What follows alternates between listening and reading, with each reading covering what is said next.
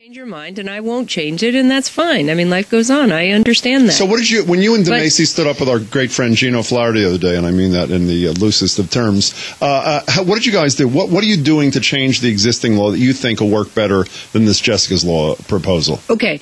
We built on what the current law is that gives the DAs the opportunity, depending upon the circumstances, to charge with some additional minimum mandatories. So, on these, and this is the way I described it at the press conference. You know, what is it that we are worried about? What is, for instance, Maggie and John Bish worried about? They are worried about the sexual predator who abducts somebody with a weapon or in the course of so that person, yeah, they should face a minimum mandatory. They should face a tough sentence if you can prove it and you have a witness. Sometimes you don't. Sometimes you don't have a kid who wants to testify. But if you want to charge it and you got the elements, then those cases now carry a 15-year minimum mandatory. Up from what, 10 was it? No, there were no minimum mandatories. Okay. There were no minimum mandatories in child abuse cases. And so in that small number of cases, because keep in mind, although we hear about and see about it on CNN and the news, those are a tiny, tiny fraction of 1% of the child abuse cases that we deal with. Most of them are, in fact, as you know, family members, friends, clergy,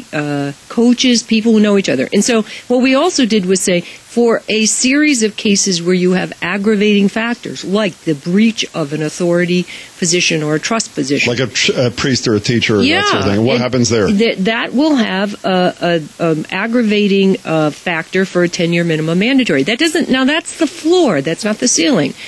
There also are minimum mandatory if they're convicted. If obviously. they're convicted, but this does not prevent a plea bargain down, right? You could say if a kid here's the problem. You well know, but just in case the listeners know, that over and over again, and we see this all the time. There are a lot of judges in the Commonwealth of Massachusetts who, for some reason, don't seem to think that child sexual abuse and rape of a child is a big deal.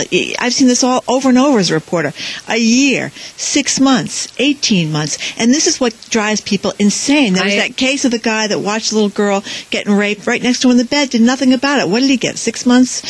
Some ridiculous sentence like that. Guy in the North Shore is politically, his family was in politics, but go ahead. Yes, and so people get frustrated. And I understand that, Margie, but that's why this statute answers that. Because if you have the case, if the district attorney has the case, and the aggravating factors and the information that you need, the evidence that you need, the judge can't go below that minimum mandatory.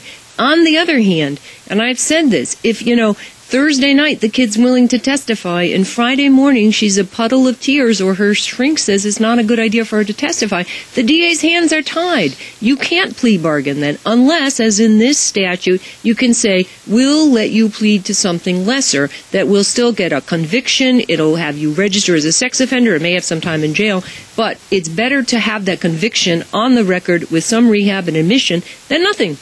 The problem with the 25-year minimum mandatory was it was all or nothing at all. But from what I understand, Marjorie, favorite American is, of course, Bill O'Reilly. And Bill O'Reilly, in working with our local friend, who you know quite well, Wendy Murphy, is trying to get Jessica's Law in every state. The vast majority have it, do they not? But I'm saying, but answer my, if that's true, how do they not understand what you apparently understand? You're basically saying it's a hindrance to getting justice for all the reasons you mentioned, rather than a help. Then why are all these other attorneys general or state legislatures and governors doing this thing if it's such a bad idea? There are as many variations of Jessica's laws as there are states, and I haven't made a survey of them, but we took a quick look at. Many states have different variations of what, and it includes a lot of different things, including where sex offenders can live, et cetera, et cetera. So the key thing on many of them was the 25-year minimum mandatory. But on many of them it was for a second offense or for something like we have in this statute where it's not, every single case of child abuse should carry a 25-year minimum mandatory.